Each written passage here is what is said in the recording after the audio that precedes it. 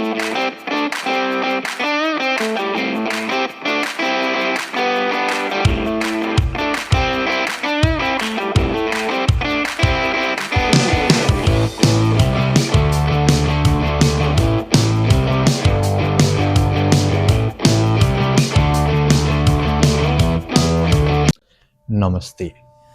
आज चाहिँ हामी तपाईहरुलाई चाहिँ संकेत चिन्हहरु जुन चाहिँ एकदमै महत्त्वपूर्ण संकेत चिन्हहरु छ, जुन चाहिँ परीक्षाहरुमा एकदमै बढी सोधिरहेको संकेत चिन्हहरुको बारेमा चाहिँ एकदमै डिटेल्समा चाहिँ तपाईहरुलाई चाहिँ बुझाउने कोसिस गर्नेछौँ है त।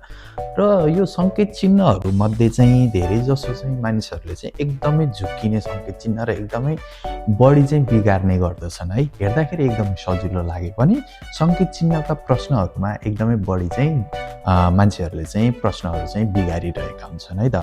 जस्तो कि तपाईले चाहिँ यहाँ देख्न सक्नुहुन्छ चित्रमा हेर्नुस्, यो चाहिँ क्रसबोर्डमा र एउटा चाहिँ जस्तो कि सडकको चाहिँ पेटीमा है, फुटपाथ सडकमा चाहिँ लगाएको चिन्ह देखाएको छ।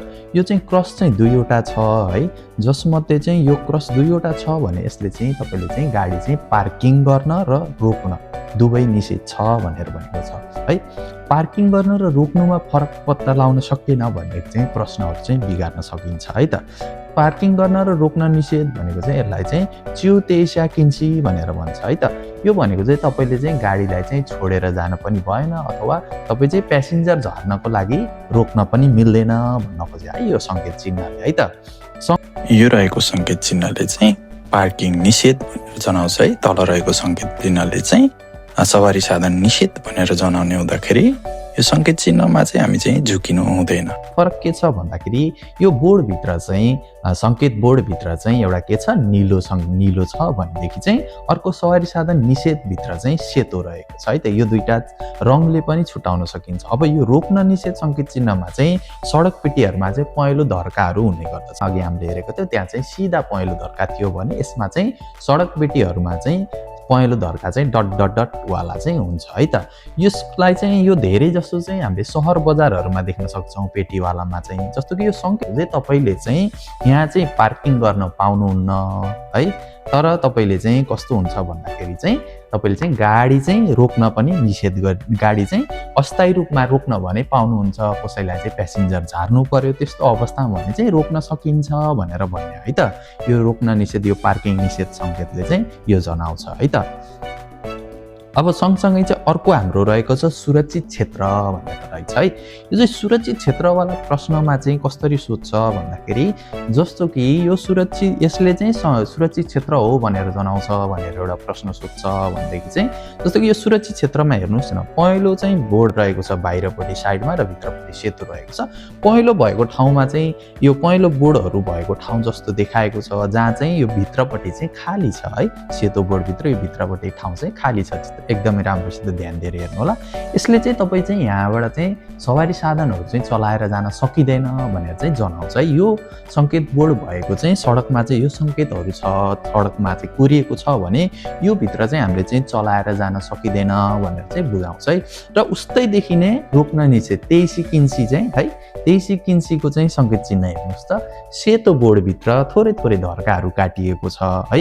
र यसले चाहिँ यो संकेत बोर्डहरु चाहिँ यो संकेत चिन्हहरु चाहिँ धेरै जसो चाहिँ दमकल कार्यालयहरु, हस्पिटलको इमर्जेन्सी बाटोहरुमा त्यस्तो ठाउँहरुमा चाहिँ बढी प्रयोग हुन्छ है त। अथवा प्रहरी प्रधान कार्यालयको अगाडि त्यस्तो ठाउँमा बढी प्रयोग। यो सुरक्षित क्षेत्र चाहिँ धेरै जसो चाहिँ बस स्टपहरु रोक्ने ठाउँमा अथवा चाहिँ तपाईको चाहिँ रोमेन्देन्सियाहरु रोकिने स्थानहरुमा चाहिँ यो बढी प्रयोग गर्ने हुँदाखेरि तपाईले सुरक्षित क्षेत्र भएको स्थानहरु चाहिँ धेरै जसो रोमेन्देन्सियाहरु चाहिँ चल्ने स्थानहरुमा देख्न सक्नुहुन्छ है त। अनि सँगसँगै चाहिँ ठ्याक्कै त्यस्तै देखिने अर्को रहेको छ प्रवेश निषेध संकेत चिन्ह है, जुन चाहिँ गोलोमा छ अनि बीचबाट सेतो धर्का काटिएको छ। पहेँलो गोलो भित्र बीचबाट पहेँलो सेतो धर्का काटिएको छ भने यसलाई चाहिँ प्रवेश निषेध भनेर बनाउँछ है। यसमा चाहिँ तपाई चलाउन नि पाउनुहुन्न, रोक्न नि पाउनुहुन्न है त। चलाउन रोक्न नपाउने है, यसमा चाहिँ प्रवेश गर्न नपाउने भनेर संकेत चिन्ह भनेर चाहिँ बुझ्नु होला है त। अनि माथिपट्टिको रहेको थियो सुरक्षित, त्यसपछि रहेको थियो रोक्न निषेध संकेत चिन्ह त्यसरी रहेको थियो प्रवेश निषेध है। यो तीनवटा हेर्दाखेरि उस्तै छन्। यो तीनवटा मध्येबाट दुईवटा अथवा एउटा प्रश्न चाहिँ अनिवार्य सोधिराख्ने हुँदाखेरि यसमा चाहिँ नझुकिनु होला है।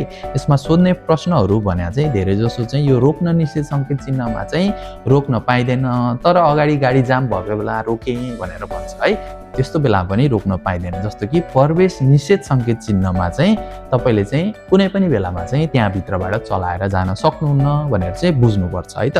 त्यस्तै सँगसँगै चाहिँ अर्को सङ्केत चिन्हको बारेमा हेरौँ, जुन चाहिँ बस सेन्यो भनेर लेखिएको छ र यहाँ चाहिँ 7 र 9 लेखेको छ। यो भनेको बिहानको 7 बजेदेखि 9 बजेभित्रमा चाहिँ यो सडक लेन चाहिँ बसको लागि विशेष लेन हो भनेर जनाउँछ है। अब यो समय लेखिएको छ भनेदेखि चाहिँ तपाईँले चाहिँ यो समयभित्र चाहिँ तपाईँले चाहिँ आफ्नो सवारीहरू चाहिँ कारहरू चाहिँ चलाउन सक्नुहुन्न है। र यो समय लेखिएको ठाउँमा चाहिँ यो लेनमा चाहिँ तपाईँले फेरि मोपेड र हल्का सवारी साधनहरू साइकलहरू पनि चलाउन सक्नुहुन्छ भनेर भनिएको छ है त यसको नियम अनुसारले चाहिँ।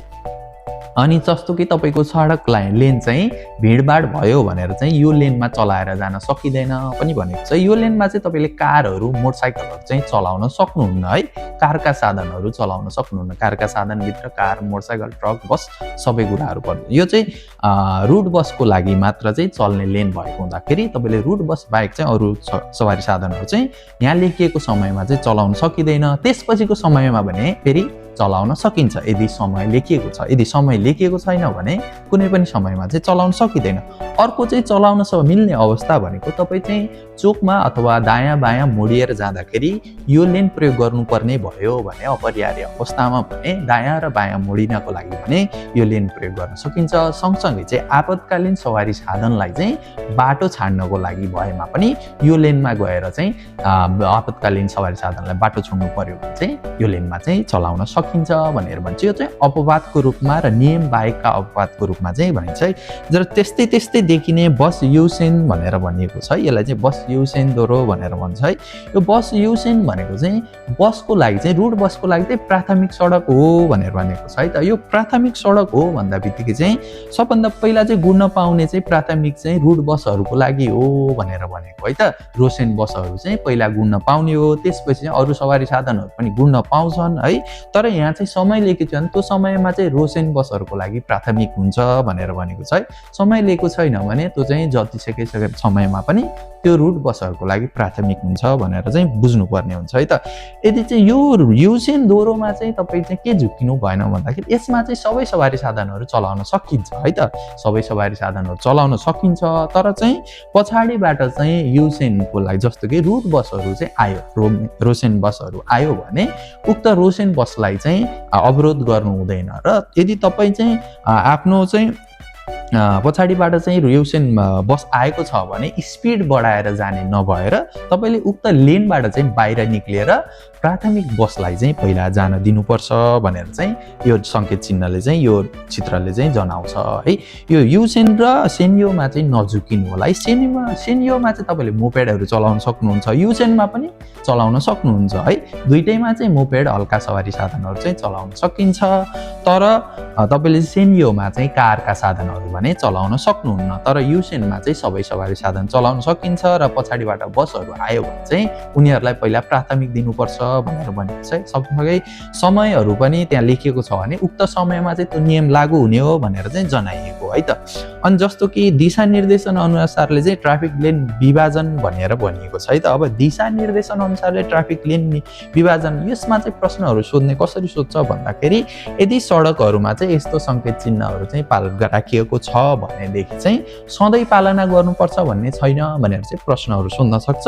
नर्मली यो सङ्केत चिन्हको अर्थ चाहिँ तपाईँले चाहिँ सधैँ चाहिँ पालना गर्नुपर्ने हो। कस्तो अवस्थामा मात्र पालना नगर्ने भन्दाखेरि किन्की जुदशालाई चाहिँ बाटो दिनु परेमा, अथवा तपाईँको सडक चाहिँ अवरोध भएमा, अथवा तपाईँले चाहिँ यो सडक लेनबाट चाहिँ अब अवरोध अथवा मर्मत सम्भार भइरहेको छ र उक्त लेनबाट चाहिँ तपाईँले चाहिँ जान सक्नुहुन्न भने मात्र चाहिँ तपाईँले चाहिँ त्यसलाई सिधा नगरे पनि हुन्छ। त्यस्तो अवस्था मात्र नर्मली चाहिँ तपाईँको दिमागमा के राख्नुहोस् भन्दाखेरि यो सङ्केत चिन्हलाई चाहिँ हामीले सधैँ पालना गर्नुपर्छ है।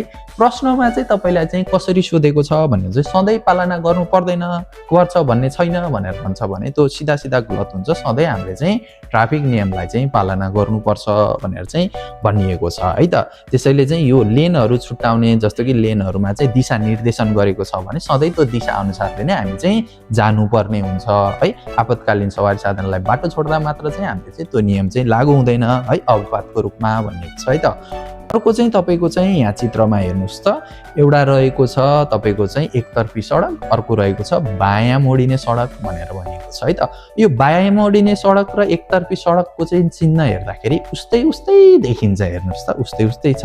तर यहाँ फरक के छ भन्दाखेरि एकतर्फी सडक चाहिँ तपाईँको चाहिँ सेतो तिरमा छ भने बायाँ मोडिने सङ्केत चिन्ह चाहिँ निलो तिरमा छ। र कहिले कहिले चाहिँ यो एकतर्फी सडक चाहिँ ठाडो रूपमा पनि देखाइएको हुनसक्छ, त्यो भएर ठाडो देखायो भनेर चाहिँ यसलाई चाहिँ गलत सङ्केत, तपाईँले चाहिँ त्यो तिर चाहिँ सेतो छ कि निलो छ भन्ने मात्र ख्याल गर्नुपर्ने हुन्छ है त। सँगसँगै चाहिँ तपाईँले ठ्याक्कै यसमै चाहिँ अर्को गोलाकार हुन्छ, गोलाकारमा चाहिँ सिधा जाने बाटो सेक्सन भनेको सिधा मात्र जान मिल्ने सडक लेन भनेर जनाएको सडक पनि हुन्छ, त्यसमा पनि हामी चाहिँ झुकिनु हुँदैन है त।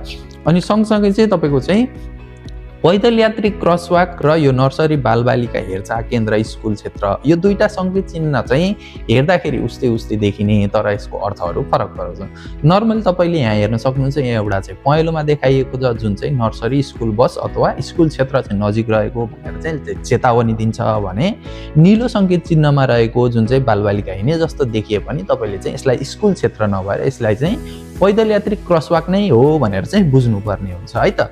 पैदल यात्री क्रसवाक नै हो भनेर चाहिँ बुझ्नु होला है, नझुकिनु होला यो प्रश्नमा चाहिँ है त। सँगसँगै चाहिँ अर्को रहेको छ ओभरटेक निषेध र दायाँ सडक च्यापेर ओभरटेक निषेध भन्ने सङ्केत छ है। यो दुईटा हेर्दाखेरि उस्तै छ, तर यहाँपट्टि तलपट्टि चाहिँ ओइको सिकिन्सी भनेर चाहिँ जापानिज भाषामा लेखिएको छ।